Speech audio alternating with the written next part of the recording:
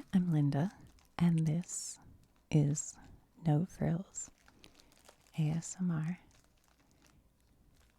I thought today we could talk politics again, so if you are like, no, I know some people in the comments of the last video said enough's enough, no more politics. But I do make a lot of videos. I work really, really hard to try to put out a video practically every single day, and some days more than one. So I think I have over 900 videos that I've posted in under 2 years. That's crazy. So please don't be mad at me for posting things that interest me. That's just kind of what I do. But definitely leave this video because there's a lot of videos. I think I recently posted like looking at Pokemon cards and what are the different military, like Army, Navy, Air Force, Marine. So there's other things. When I did one on water towers, that was kind of interesting. And then I have older videos. You can look at my playlists, but there are some on movies, theater, like all about the theater, Shakespeare, all kinds of things. But today I'm talking about Antifa. And in a recent video I made about what is a groyper, because I had never heard that word before, there were quite a few commenters. And then I also got some emails that were angry that said, do Antifa next. Some of them more politely than others. So I think they were trying to bait me into something. So at first I was like, whatever. I just did groypers because it came up in the news and I heard the word and didn't know what it meant. Well, now Antifa has come up in the news. So, okay, let's do Antifa. So I will do my best to just talk to you like you're an adult human. Like we should be able to have a discussion. If I have biases, that's normal. I'm a human. But I really did work hard to research the subject and try to understand, like, okay, who's in charge? What's happening? Well, how is this working? And so that's what we're going to talk about. I hope that I don't offend you or upset anybody. It's just a discussion. And I'm not trying to brainwash people as I've been accused. I'm really not. All right, so Antifa, what it stems from is anti-fascist. That's what anti and then fascist. So that's the very big thing. Now, what happened that is making me discuss it right now is that on September 22nd, which was yesterday,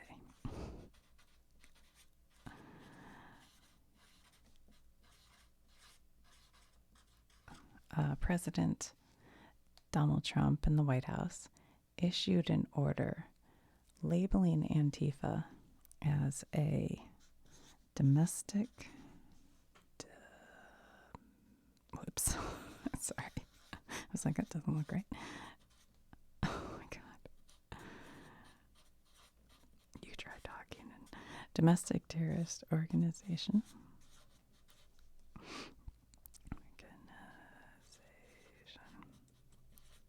I'm not a great spelling. Okay. So that happened yesterday.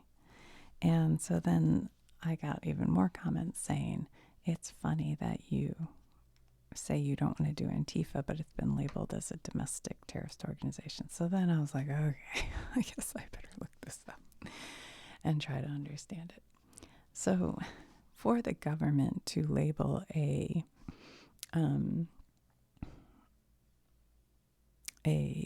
domestic terrorist organization is is highly unusual. The order asks agencies to use their authority to investigate and disrupt people who act in the name of Antifa. That's pretty unusual. Historically, the U.S. designates foreign groups as terrorist organizations. Antifa within the United States is described by experts, and I mean, you can look it up. I'll try to link something below, as a decentralized group. There's no, like with the Groypers, when we talked about them, there was Nick Fuentes, who was the leader. I mean, he describes himself as such. But with Antifa, there's no single group leader. There are no offices. There's no membership. So it does really complicate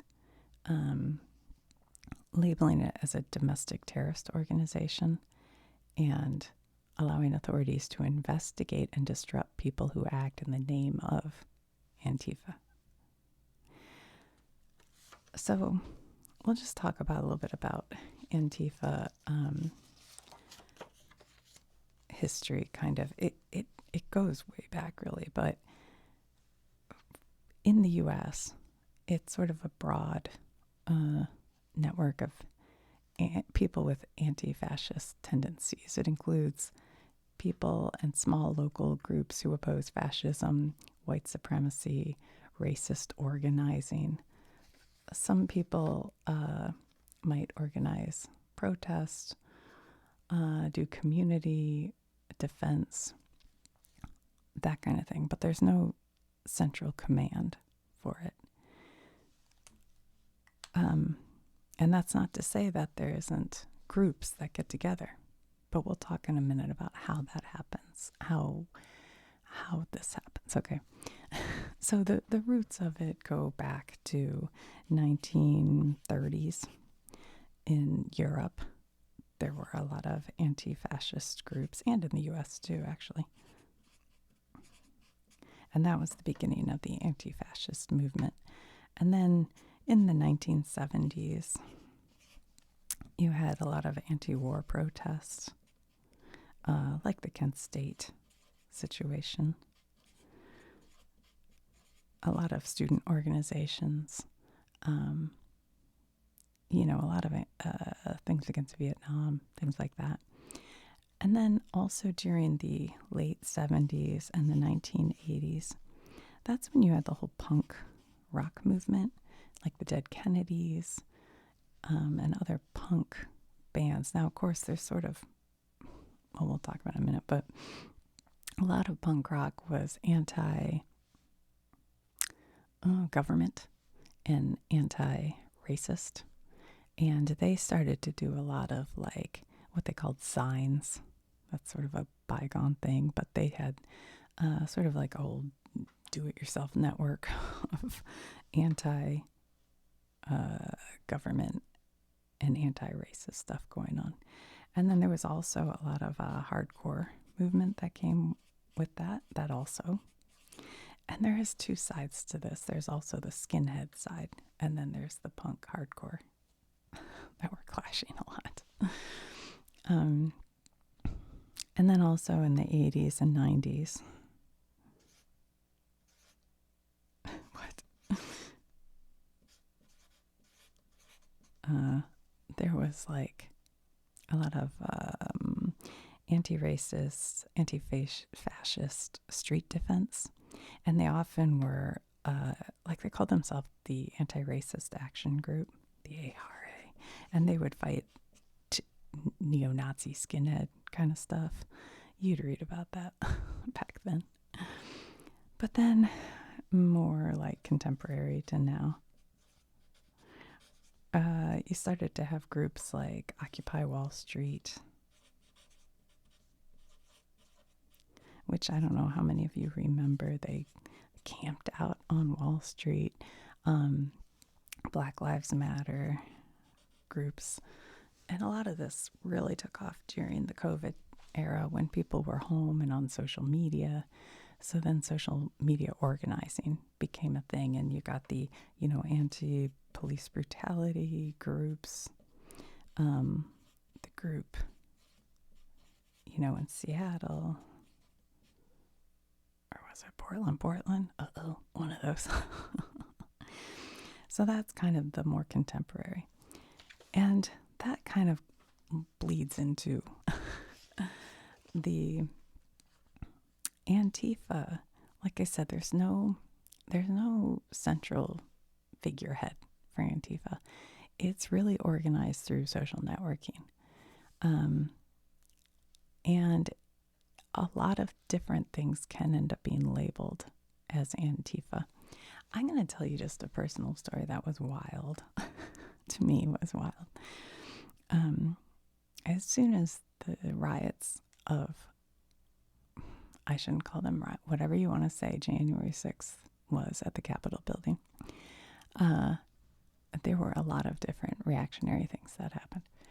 And I have a personal connection to a very high up person in the Republican Party.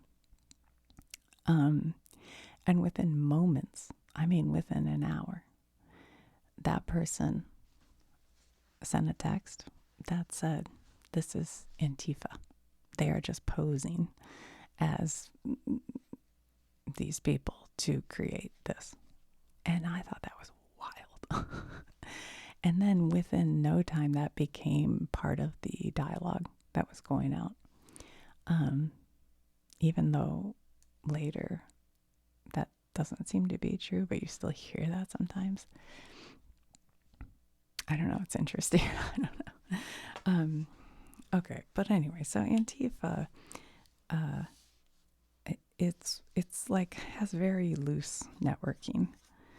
And I'm not sure. Okay, here's the problem with that. It has loose networking. There's no hierarchy.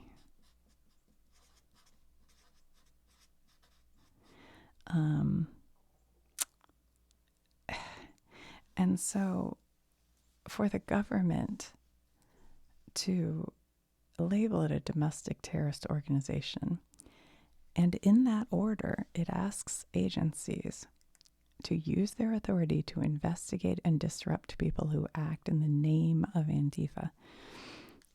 What is that going to mean? What is that going to mean? That's my concern. Because, as you guys know, I am huge on free speech for both sides, for everybody. Like, I know I get accused of one or the other. No, I'm not. I'm for free speech. I'm not saying there won't be consequences to speech. But if you start to have a social network group where you talk about, you know, your views that are against whatever, let's say the government likes X. Well, you like O. Well, what if you start talking about O? Can the government then just say, hey, we need to investigate and disrupt you because we believe that O might be Antifa related? Because there is no...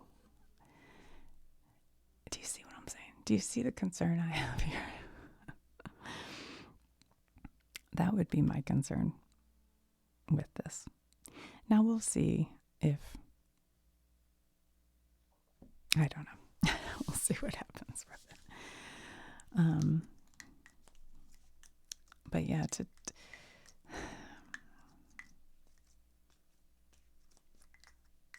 I don't know. I would just be worried because now if you go to a protest that the government has decided is O, you could be seen as Antifa, whether or not you are. Like, let's say that you are just a person who's like, I don't know, I'm trying to think of something. What's something right now that's sort of innocuous that the government is pushing? I'm trying to, hard to think of things. Okay. Let's say the government says you have to, I can't even think of something.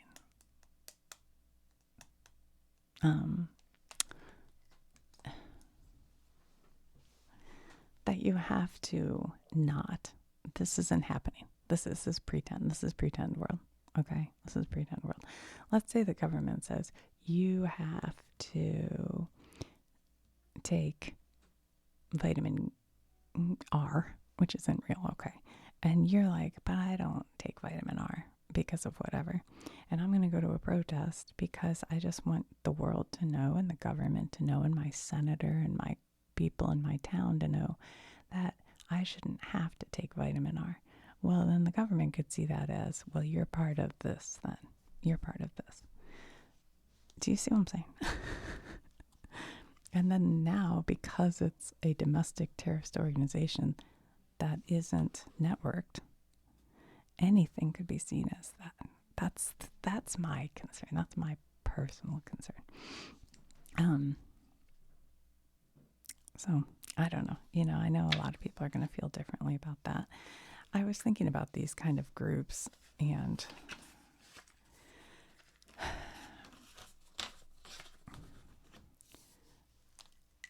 I think I've kind of shown before, there's sort of this spectrum of the really far left groups and the really far right groups.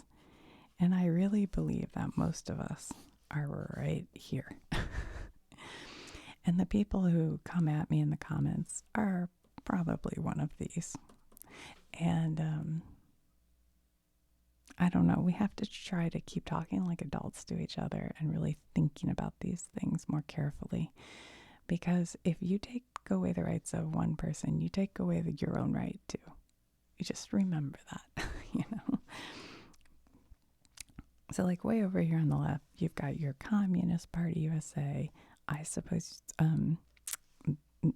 what, Antifa, your socialist, and then you kind of get into the progressives along here, and then your moderate Democrats, your moderate Republicans, and then your regular Republicans, and then we didn't really talk about that. You know what? This is something we should talk about over on both sides. But if we're talking about groups that have loose networking and no hierarchy and, that kind of thing, okay, so let's say you're like, Linda, you're so wrong. Antifa's terrible. I don't care if they don't have networking. Okay, well, also, you have other groups that might do that. Like, back in the day, there was the Earth Liberation Front. I don't know if they still exist. They were for, green. They were very environmentally friendly. And they fought for that. I think they may have been, no, they weren't. But remember that one where they'd go after the whale boats? That's a loose networking thing.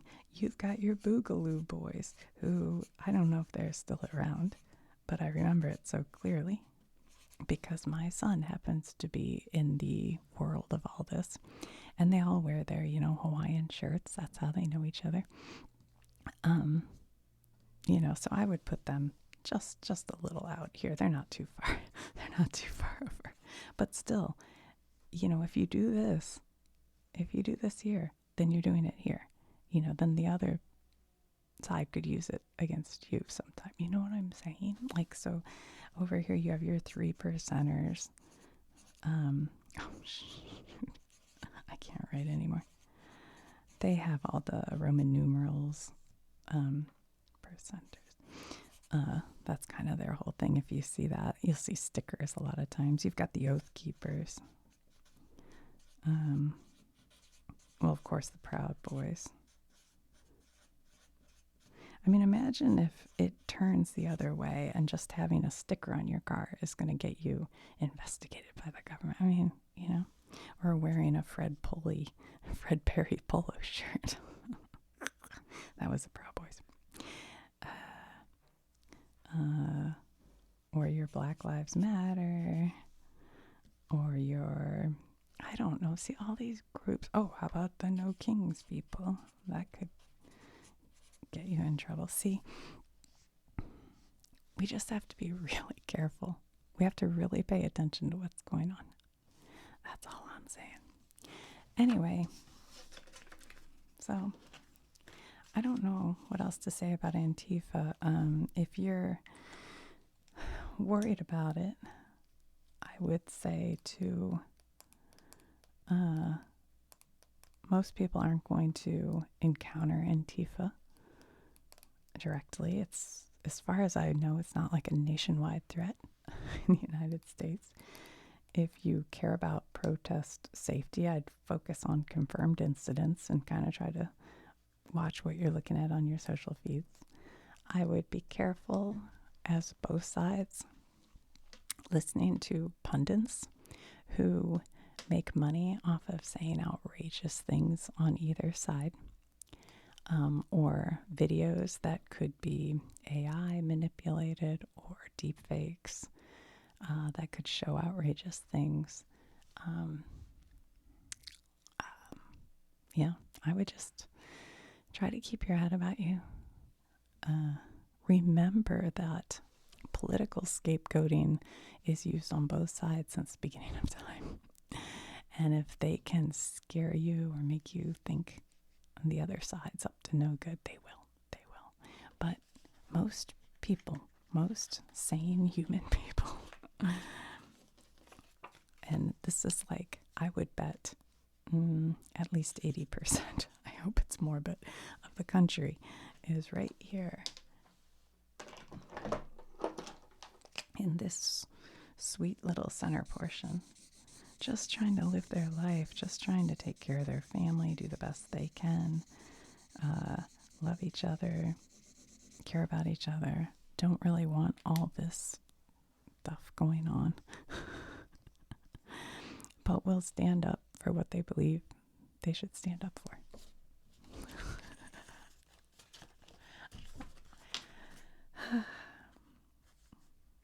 So I do think, the Antifa label sounds scarier than the reality for most people. There have been violent incidences, not to say there haven't. There was one that was a pretty, well-known, not well-known, but, reported on, where a guy who I guess referred to himself as Antifa killed another guy, and then I can't remember, he told police he'd killed somebody, and then they shot him. And so that was sort of a highly publicized incident of violence. But I do think a lot of it has been exaggerated. And if you really start to dig into it, because I did dig into it, I promise you, I looked on both sides.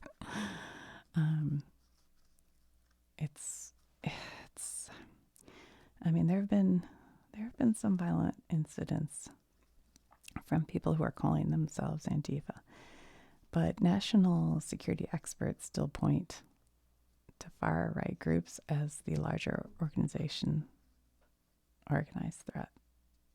And I mean far right. I don't mean you regular I mean far right. Now they've taken some of that down, I think, off the White House websites, but you can still see it. But I am worried that this designation could increase scrutiny and raise some legal and free speech questions.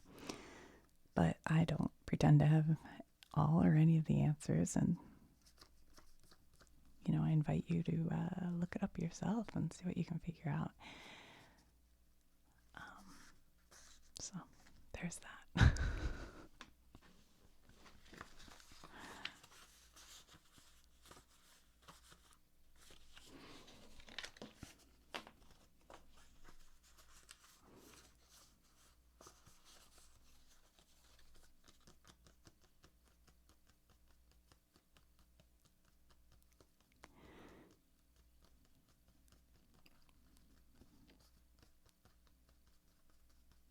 I'm sitting here debating what I'll ever do with this video. And do I try to record something that I wouldn't know what else to say? I don't know what to say about this. I really don't. I tried to look at it and come up with why it was given a domestic terrorist organization. I can't find it. I just can't find it. And I feel like I can't find it. I don't know.